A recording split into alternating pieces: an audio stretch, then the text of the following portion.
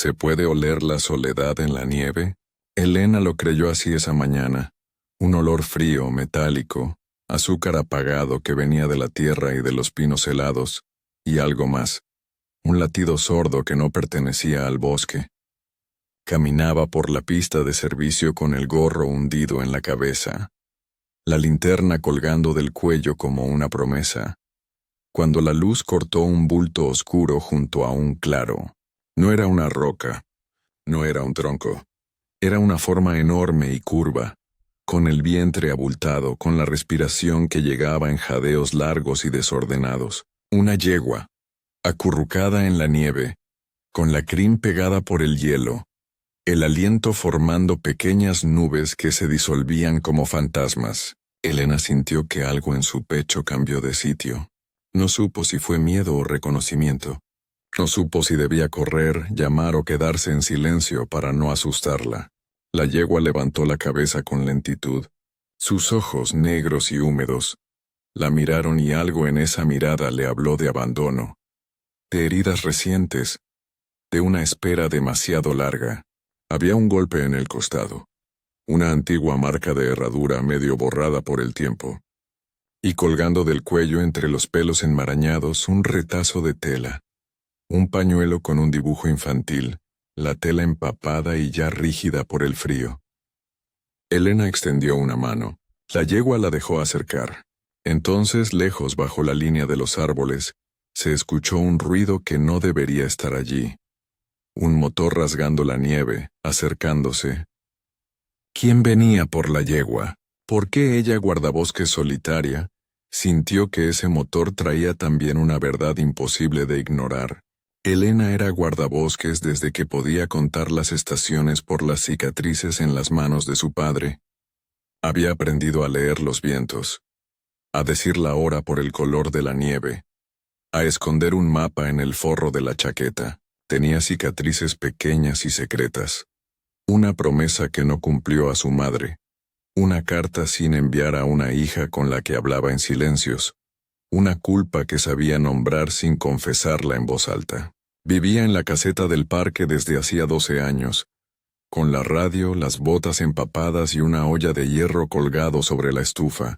La mayor parte del tiempo su mundo se reducía a trayectos.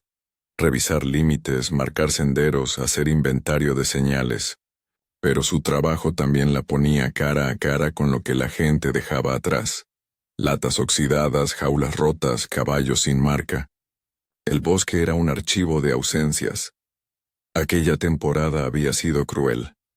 Nevadas tempranas. Camiones que cortaban la montaña en busca de madera, y voces nuevas en la región que hablaban de reurbanización y parcelas. Elena había pasado noches enteras imaginando leyes escritas en oficinas, y manos que cerraban puertas. A la mañana en que encontró a la yegua, el aire tenía la densidad de una vieja carta.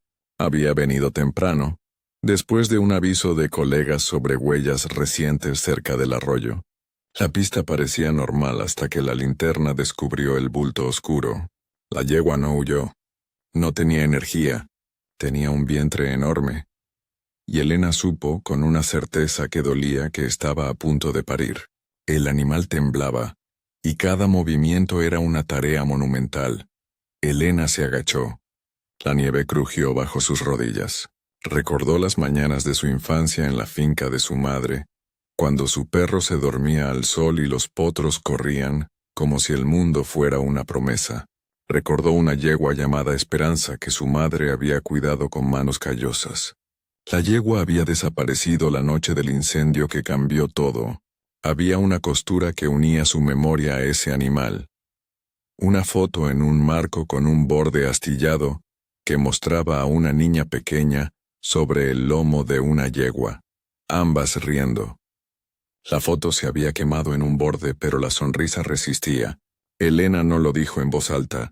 No era fácil decir las palabras que abren puertas que se preferiría mantener cerradas. Se limitó a acariciar el cuello de la yegua, a aspirar su olor, a sentir el calor difícil que se filtraba bajo la piel. La yegua ladeó las orejas húmedas, móviles. Sus fosas nasales se dilataban. Tomaban aire corto. Había heridas viejas. cicatrices en los muslos, un rastro de cuerdas que dejaron su marca en la piel. Y en el costado izquierdo, casi escondido entre la suciedad y la nieve, el relieve de una marca, algo raro, casi olvidado, que Elena sintió como un golpe en el estómago. Un signo. Una luna con una pequeña raya. Era la misma marca que su madre decía que usaban los caballos de la vieja finca. No era coincidencia. No lo parecía. Pero el bosque pide pruebas, no suposiciones. Elena buscó en su chaqueta la tablet del parque, el lector de chips que llevaba en el bolsillo, desde que los animales de control comenzaron a llevar microchips. Lo encendió con manos que no dejaron de temblar. La pantalla mostró un número que no dijo nada, pero en la ficha, el nombre del propietario brilló con letra negra. Rancho La Media Luna. Propietario, R. Moretti. Elena dejó escapar un sonido que era mitad risa, mitad llanto. La Media Luna. Su madre nombraba esa finca sin decirla demasiado. Había sido vendida hacía años, o eso le habían contado. ¿Qué hacía una yegua de esa finca en estas montañas, preñada y congelada? No tenía tiempo para nostalgias largas. El cuerpecito de la yegua contra la nieve exigía acción. Elena sabía cómo preparar una camilla improvisada, cómo calentar agua sin quemar piel. Llamó por radio a la guardia del parque y pidió apoyo, pero la señal era intermitente. Los minutos eran largos. La yegua se quejó con un sonido bajo. Había silencio de nuevo. Ese que viene antes de que algo se rompa. Elena pensó en su madre, en la promesa no hecha, y decidió que la yegua por esa mañana sería su responsabilidad. Tomó una manta, la acercó, trabajó con paciencia. La yegua permitió un primer contacto que no era confianza sino aceptación. El vientre se tensó, y entonces, en un instante que se sintió como la primera grieta en una presa, la yegua empujó. El parto fue una tarea desnuda y urgente. La nieve apretaba. El viento intentaba colar su frío por cualquier rendija, y Elena se movía con manos expertas que ya no recordaban su propio temblor. Su voz era una cuerda baja que decía nombres y fechas como oraciones. La yegua empujó otra vez y entre jadeos y blancos, apareció una cabeza pequeña y húmeda. Una pata que buscaba la vida con reflejos instintivos. Elena limpió el hocico del potro con la misma servilleta que usó para contener la sangre de su propio padre. El potro respiró con un grito líquido que partió la mañana en dos. Elena dejó que la gratitud le quemara el pecho por un segundo, y luego volvió al trabajo. La placenta, la atención a la madre, mantener el calor. Cuando el potro se incorporó pequeño y tambaleante, la yegua bajó la cabeza, la lamió hasta dejarle la piel brillante de humedad. Su nariz buscó la de Elena por un momento, como si quisiera agradecer con el único idioma que conocía. Pero no todo era salvación. Mientras el potro encontraba el pezón y la vida, Elena notó algo que le cortó la felicidad de raíz. La marca en el costado de la yegua, más clara ahora, mostraba además otro detalle. Junto al símbolo de la media luna, alguien había tallado un número con una herramienta lenta. 22. No era una casualidad. Era una señal de pertenencia más precisa. Elena sintió que la sangre le tiraba al calor de las manos. Un ruido a lo lejos. No el motor esta vez, sino voces. Trajo consigo la sensación de que aquello no era un hallazgo inocente, sino una pieza desplazada en un tablero mucho más grande. Las huellas alrededor de la yegua eran recientes y variadas. Botas de caucho, neumáticos, huellas de caballos que no pertenecían a la yegua. Algo o alguien había llevado animales a estas laderas. ¿Por qué? ¿Para qué? Elena miró la luna pálida, y por primera vez en años el bosque le pareció lleno de ojos. Decidió que no podía dejar al potro y a la madre a merced de desconocidos. La radio seguía fallando. No quedaba otra opción que llevarlos a la caseta, improvisando una camilla con ramas y lonas. El trabajo fue lento. La yegua cooperó en intervalos, cada paso una súplica. Elena recordó cómo, siendo niña, Cargó sacos de grano en silencio. Cómo su cuerpo aprendió a doblarse sin hacer ruido. Así cruzaron los pinos. 3 seres alineados. Elena, la yegua y el potro que todavía no entendía del todo aún lo que significaba latir. Cuando la caseta apareció al borde del claro, un alivio suave le subió por la espalda. Sin embargo, el alivio fue una flor que se marchitó pronto. Al abrir la puerta de la caseta, encontraron algo que nadie esperaba. Una cuerda cortada, restos de paja fuera de lugar, marcas de herraduras en el barro de la entrada, como si alguien hubiese intentado llevarse a los animales, y lo hubiese impedido en el último minuto. Y sobre la mesa, sin cubrir, una fotografía plastificada que no era de Elena pero que la dejó sin voz. La imagen mostraba a un hombre joven junto a varias yeguas, y en la esquina apenas visible, la misma marca de la media luna y el número 22. Al otro lado de la foto, con tinta corrida había una nota. No pregunta. No me sigas. R. Elena sintió el colchón del mundo temblar. ¿Quién era R? La letra tenía la cadencia de una despedida. ¿Por qué la foto estaba ahí en su caseta? Como si hubiese sido dejada intencionalmente. Las preguntas se apilaron. Elena revisó la foto con dedos que eran otro tipo de linterna. En la espalda del hombre, entre su camisa y la sombra, había una cicatriz que le recordó algo. La cicatriz que un hombre le hizo en la infancia cuando terminó la pelea por la tierra. Un nombre volvió a la superficie. Moretti, R. Moretti. La misma familia que, según los viejos del valle, había comprado la media luna hacía décadas y había hecho tratos a escondidas. La noticia de la yegua preñada se empezó a expandir en direcciones que Elena no controlaba. Un guardia llegó, después otro. Los teléfonos de la estación comenzaron a sonar con preguntas que olían a interés y a codicia. Entre las llamadas, una se destacó por su tono. Firme, sin rodeos, con un nombre que Elena no quería oír. Era un abogado del valle que hablaba de propiedad y de reclamaciones. Y al mencionar la media luna, su voz se endureció. Elena colgó el teléfono con la sensación de que su decisión de ayudar ya no era solo suya. Llegaron hombres en camionetas ruidosas que requerían documentos, pruebas, permisos. Querían fotografiar a la yegua, comprobar el microchip, registrar el nacimiento. Elena oyó la palabra registro como quien oye una sentencia. La yegua inclinaba las orejas, los ojos grandes, y de vez en cuando miraba hacia la puerta como si esperara a alguien conocido. Elena sabía que algunas preguntas podían destruir la delicada red que acababa de tejer. La casualidad que la puso con la yegua. La memoria que había despertado. Eligió una mentira pequeña para comprar tiempo. Llamé a control para inspeccionar, ya viene alguien, dijo. Los hombres fruncieron el ceño pero se retiraron. No sin antes dejar en la mesa una tarjeta con un logo. Servicios Agropecuarios Moretti. El primer filo de la tormenta. Mientras los hombres se alejaban, Elena notó que la foto encontrada en la caseta tenía, adherido bajo el plástico, un recorte más pequeño. Alguien había pegado con cinta un trozo de papel que contenía, en caligrafía infantil, la palabra Rafa y una fecha 10 años atrás. ¿Rafa? ¿Rafael Moretti? Elena miró hacia la yegua. El potro dormía con la cabeza enroscada. No fue posible sentir alivio. Un paso crujió junto a la ventana. Alguien la observaba desde fuera. Las horas siguientes fueron una malla de esperas. Elena consiguió persuadir a un veterinario local para que viniera con discreción.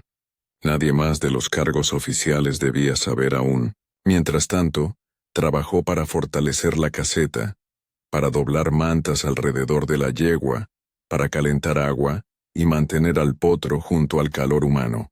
Cada gesto era una claudicación a la ternura que necesitaba tanto como el animal, y sin embargo, la sensación de que aquello no era solo un rescate se hacía cada vez más fuerte. La marca, el número, la foto, la nota de R, la presencia de los camionetas, todo formaba una historia que Elena comenzaba a oler como se huele un incendio a la distancia, con la certeza de que, aunque apagues hoy una brasa, el bosque ya sabe que algo ardió.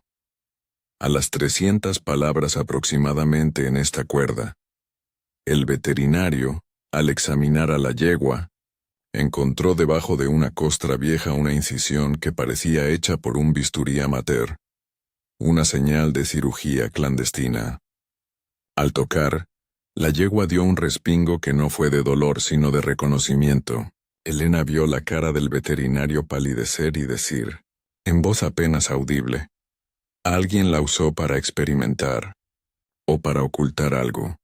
¿Qué se había ocultado dentro del vientre, antes del potro, que requería ese corte? ¿Por qué el animal llevaba una marca de finca y señales de manos ajenas? El silencio fue más pesado que la nieve. La noche llegó con una claridad helada. Elena no durmió.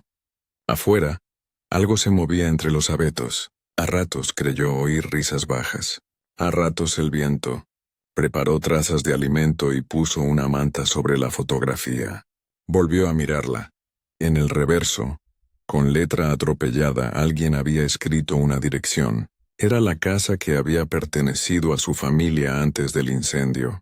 Elena no recordaba haber dejado esa dirección a nadie. Sentía como si algo que creía enterrado volviera a parpadear, reclamando. Tomó el número de la vieja libreta. El teléfono sonó y sonó hasta que la línea respondió, un clic seco, y una voz que sonó extrañamente joven y quebrada dijo, «¿Elena?» La voz en el teléfono llamó su nombre, su propio nombre saliendo de la garganta de alguien que decía conocerla. Fue un puñal. «¿Elena?» repitió. «Mi madre me habló de usted. Diga que está cuidando de...» La llamada se cortó con un crujido.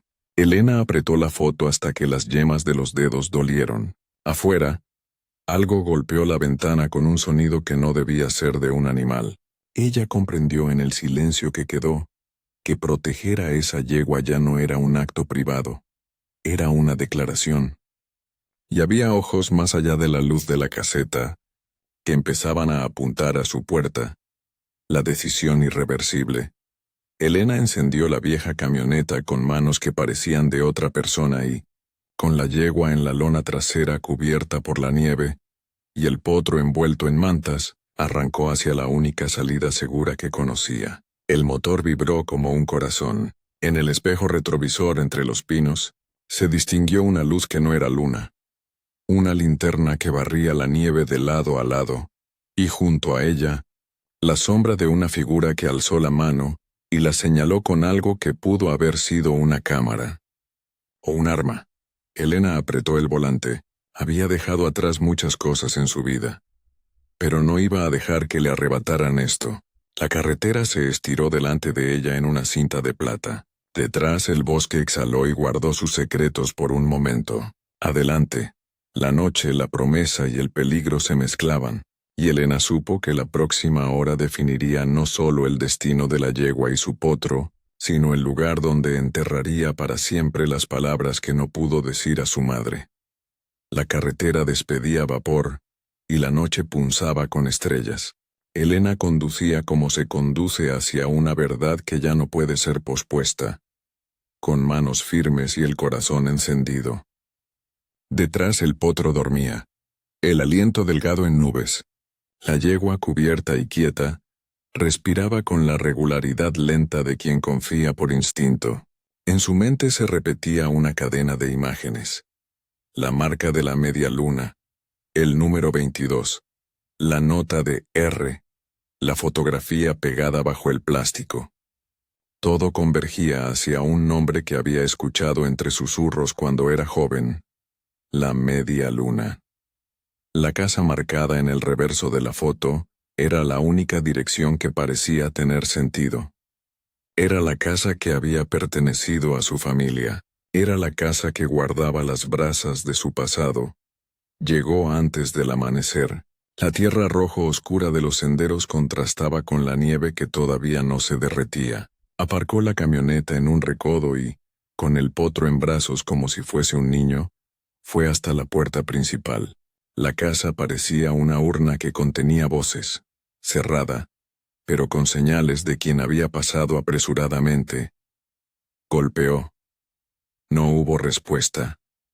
Empujó. La puerta cedió con un quejido. Dentro, la luz del día entraba por vidrios empañados y mostraba polvo, papeles dispersos y un silencio que olía a papel viejo y a aceite. En la mesa del comedor una caja abierta dejó salir su historia. Documentos, fotografías, facturas con el sello de la media luna, y entre ellos, un cuaderno con una letra temblorosa. Elena lo abrió sin querer saber cuántas verdades podía soportar. Había nombres, fechas, transacciones. Había facturas que no pagaban por venta de carne ni por pasto, sino por experimentos, por viajes a clínicas, por equipos marcados con códigos. El corazón de Elena golpeó contra su pecho como si quisiera salir y pedir justicia.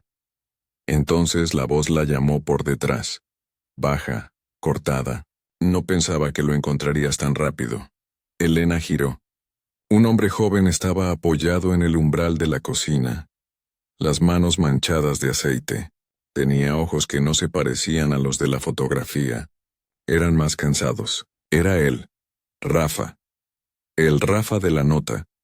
Y la S, que antes era una letra en tinta, ahora era carne y conciencia. Su nombre completo era Rafael Moretti, y en su voz había la distancia de quien ha vivido bajo el peso de un apellido. Yo intenté repararlo. Empezó como quien pone un parche en una herida que aún supura. Mi padre no sabe que guardo esto. Esto no es solo ganado, Elena. Nos han pagado por sangre, por genética. Traían embriones, hacían pruebas. A veces animales desaparecían y yo. Su voz se quebró. Elena lo miró y no supo cómo empezar ni si debía creer. Las piezas encajaban. Rafa confesó que años atrás su familia arrancó la finca original y comenzó a comerciar con líneas de sangre raras para clientes ricos, que cuando la demanda subió, recurrieron a métodos que preferían no nombrar: inseminaciones, tráfico de material genético y, en ocasiones, procedimientos clandestinos para ocultar abortos o implantes. La incisión amateur, en la yegua, dijo Rafa, era el rastro de una operación hecha lejos de manos oficiales. Alguien intentó extraer algo del vientre para llevárselo. El número 22, murmuró Rafa, es un lote, un código. Mi padre los marcaba así para saber quién era de su colección. Se quedó en silencio. La casa parecía escuchar. La puerta de atrás crujió. Voces graves, botas que mordían la madera. En la ladera, las luces de unas camionetas comenzaron a barrer la loma. Rafa se quedó blanco. Mi padre vendrá, dijo. Vendrá con hombres. Y si nos encuentran aquí con la prueba, nos harán desaparecer de otra manera. No era amenaza, era certeza. Elena pensó en la yegua sola, en el potro, en el veterinario que palideció al decir experimentar. Sintió la memoria de su madre como una mano en la nuca. La promesa no cumplida le ardía como una brasa. Había llegado hasta aquí sin redes oficiales, con un instinto que ahora debía convertirse en estrategia. Salieron a la galería. El aire mordía. En el horizonte, las luces se acercaban como insectos que no saben a dónde van. Rafael buscó algo entre los papeles y sacó un pequeño pendrive envuelto en cinta. Lo robé de la oficina de mi padre, dijo. Son registros. Nombres, fechas, transferencias de dinero. Si se publican, todo se derrumba. Elena sintió que el peso del cuaderno y el pendrive eran dos palancas. Con ellos podían abrir una puerta que arrancara la mentira de raíz. Pero también sabía que exponerlo sería poner una bala en el blanco de Rafael y de ella misma. La primera camioneta apareció en el camino, y con ella un hombre de voz familiar, Moretti. Era mayor, amplio de hombros, los ojos fríos como hierro. No había necesidad de presentaciones. Elena, por un instante, vio en su rostro la misma mano que una vez firmó la compra de tierras. Un hombre que comprendía el valor del silencio. Rafa, dijo su padre sin aspavientos, ¿a dónde crees que vas con mi yegua? La pregunta no pedía respuesta. Era una sentencia implícita. Los hombres comenzaron a bajar sin prisa, con la seguridad de quien sabe ganar por costumbre. Rafa se adelantó. «Papá, no puedes hacer esto», dijo con la voz trémula. «No puedes seguir usando animales. No puedes, hay gente mirando». La amenaza tácita flotó como humo. Moretti sonrió como quien muestra un arma. «Gente que mira no nos paga, hijo. Gente que mira no pone cheques. No confundas moralidad con negocios». Su tono fue una esgrima. En ese instante, el punto donde la cuerda se rompe o se tensa para siempre, la yegua se incorporó.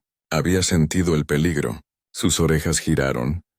Sus fosas nasales se abrieron y algo en su postura cambió de apacible a duro.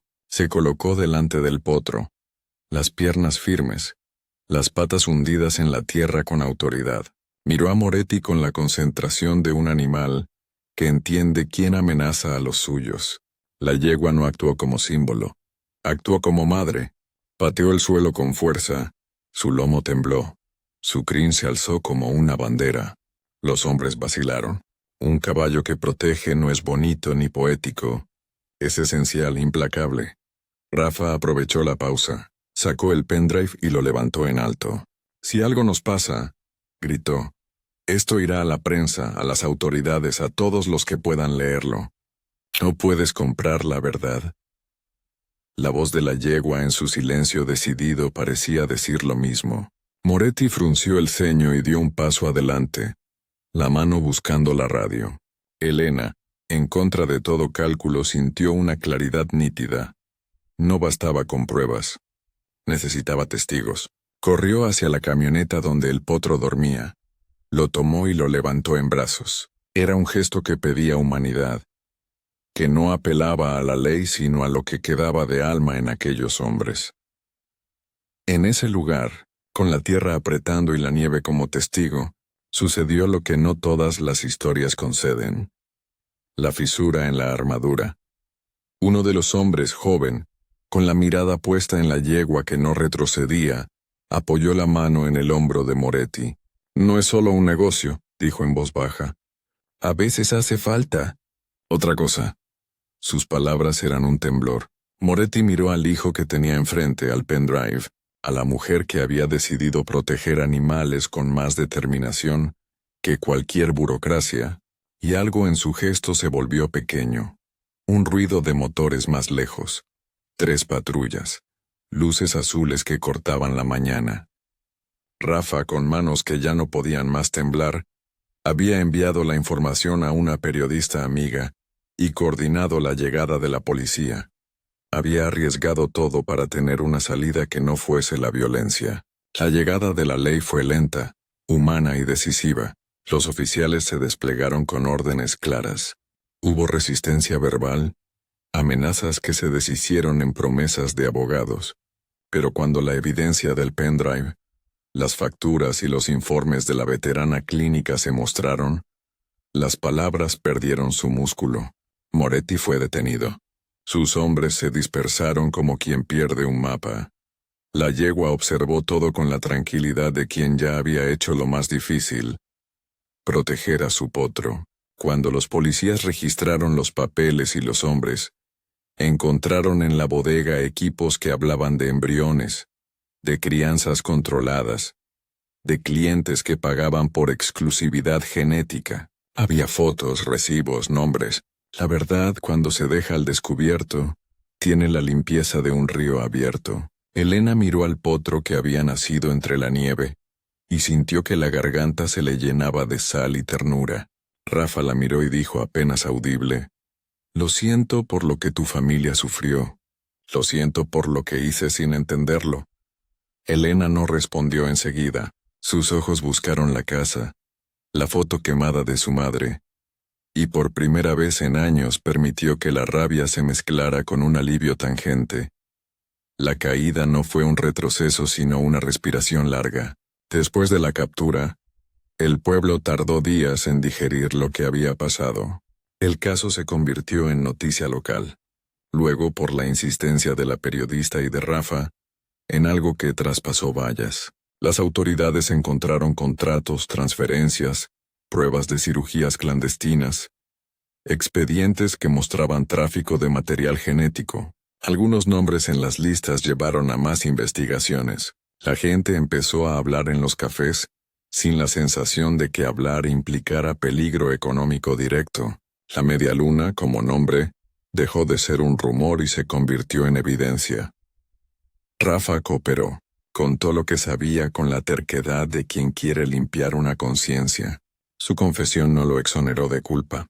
Le costó noches de confrontación con familiares y hombres que lo trataron como un traidor, pero su acción abrió una puerta para que los animales rescatados fueran identificados y reubicados en santuarios. Varios ejemplares que habían sido marcados con la Media Luna fueron encontrados en corrales donde la genética se comercializaba como objeto. La fiscalía estableció medidas cautelares y se iniciaron procesos. La comunidad presentó testimonios que antes se callaba por miedo. Para Elena la vida cotidiana volvió, pero ya con otra textura. La caseta del parque recibió visitas. Voluntarios, veterinarios, gente que traía mantas y comida. Rafa visitó a Elena con cautela. Eran dos personas unidas por una verdad amarga. Hablaron sobre su madre, sobre la foto quemada, sobre cómo la finca había cambiado manos y corazones. Rafa contó que cuando era chico, su padre le llevó a ver potros con promesas de grandeza, y que en alguna sala fría le explicaron que la línea de sangre valía más que la palabra de cualquiera. Yo no lo supe ver, dijo Rafa, hasta que vi lo que perdíamos. La vida misma en los ojos de un animal. El potro creció con el rumor de un rescate en las orejas. Era un potro con temperamento cauteloso pero curioso. Miraba a las personas como si leyera en ellas la posibilidad de bondad. La yegua, siempre protectora, se convirtió en el símbolo vivo de una resistencia silenciosa. Elena pasaba las mañanas llevándole paja, las tardes limpiando las heridas de su costado, las noches recogiendo en la libreta el progreso de aquel animal que habíale devuelto algo que ella pensó perdido, la certeza de poder actuar. No todo se cerró con rapidez. Hubo juicios, audiencias, y momentos en que la paciencia parecía un lujo que nadie podía permitirse. Moretti apeló. Había poder económico detrás de muchos de los nombres que aparecían, pero la evidencia era sólida. La prensa ya había puesto rostros, y la comunidad exigía no solo castigo sino reparación. Hubo debates sobre cómo regular mercados, sobre ética y sobre la necesidad de leyes más duras para proteger a los animales. Elena participó. Dio su testimonio con la voz que se quiebra cuando la verdad es demasiado grande. Y lo dijo con la sencillez de quien sabe que las palabras pueden ser pequeñas, pero también pueden mover cosas. En la casa vieja Elena encontró más que papeles. Dentro de un cajón, envuelta en un paño, había una carta que su madre había escrito años antes del incendio que cambió todo. La letra era aquella que ella conocía, trazos firmes, sin adornos. Si alguna vez lees esto, decía la primera línea, sabrás que hice lo que pude con lo que tuve. La carta hablaba de sacrificios, de decisiones que dolían, y de un nombre que era una promesa: proteger lo que no puede pagar con dinero. Elena leyó y, por primera vez, sintió que aquella deuda con su madre se inclinaba hacia algo como paz. No se resolvían todos los pecados del pasado, pero algo en la cerradura había cambiado. Meses después, una pequeña ceremonia reunió a quienes habían sido parte del rescate. Voluntarios, veterinarios, algunos vecinos, y Rafa, ya sin la sombra de su apellido como escudo. La yegua y el potro estuvieron juntos, tranquilos, en un prado que la comunidad cedió como santuario temporal. Elena habló poco. No le hacen falta grandes discursos a la gente que ha visto nacer a un potro de la nieve. Las palabras sobran y el silencio compensa. Dijo simplemente que cuidaría de ellos mientras pudiera, que abriría un refugio en la casa vieja si la comunidad lo permitía, y que las generaciones podían resarcir errores con acciones que no piden nada a cambio sino atención. La gente trabajó. Pintaron puertas, arreglaron techos, limpiaron el establo. Rafa se quedó y ayudó, no como símbolo de redención forzada, sino como alguien que aprendió a mirar y a responder. Varios animales que habían pasado por manos ilícitas encontraron un nuevo comienzo allí. Con alimentación, con cuidado, con la paciencia que la naturaleza exige. Las marcas de la media luna fueron catalogadas, denunciadas y, cuando fue posible, retiradas. Cada marca retirada era un pedazo de la historia que se transformaba en memoria sana. Elena volvió a su caseta con la tranquilidad que da la tarea cumplida. Algunas noches, cuando el viento soplaba tierno sobre las montañas, encendía la radio y escuchaba historias como si buscara confirmar que la suya no fue una anomalía. Sabía que la justicia puede ser imperfecta, que los culpables encontrarán recursos, que la codicia tiene raíces que no se arrancan de un día para otro, pero también sabía que una yegua que protege a su potro contra hombres con luces y promesas es una lección que resiste. La casa vieja, con su nuevo establo, se convirtió en un lugar donde otros podían llevar a sus caballos heridos, y donde la palabra protección adquirió sustancia. La promesa pendiente con su madre quedó, por fin, atada a algo más que palabras. Elena reabrió la caja con la foto chamuscada, limpió los bordes y la colocó en un marco sencillo en la casa que ahora servía como refugio. Mirarla era como sostener una cadena que unía generaciones. La niña de la foto, la yegua llamada Esperanza en su recuerdo, la que fue rescatada en la nieve, todas voces del mismo latido. Elena se permitió sentir gratitud, y también, sin pedir permiso, se permitió sentir perdón por sí misma. Había una cicatriz íntima que no desaparecería, pero ahora brillaba como un mapa. Se podía leer y, sobre todo, se podía caminar. La yegua, en la calma de la tarde, lamió la mano de Elena con la suavidad de quien reconoce un nombre. El potro, más alto ahora, olisqueó la fotografía sobre la mesa, como si comprendiera su propia historia. Rafael, cuando lo veía, sonreía con una tristeza que ya no intentaba esconder. Los juicios seguirían, las conversaciones públicas continuarían, y esa era la verdadera victoria, la verdad en la plaza, en las bocas que antes callaban, en la ley que empezaba a doblar la columna vertebral del abuso. La última escena de esa época fue simple y clara. Elena caminando por el prado con la yegua a su lado, el potro trotando detrás, el sol cayendo como una moneda sobre la tierra. No había celebraciones ostentosas, solo el murmullo de hojas y el latido contento de un animal que sabe que seguirá viviendo. La casa vieja volvió a tener risas. La yegua devolvió algo que nadie había pensado recuperar: la fe de una mujer en su propio valor. La última línea que quedó flotando en el prado fue una promesa silenciosa, dicha con la firmeza de quien ha visto el peligro y lo ha enfrentado. La memoria no se vende. Si esta historia te tocó, suscríbete para más relatos que reviven la memoria y honran la resistencia. Comenta abajo si alguna vez rescataste a un animal o si conoces un lugar que merece protección. Activa la campana para que no te pierdas la próxima historia que nace del corazón y de la tierra.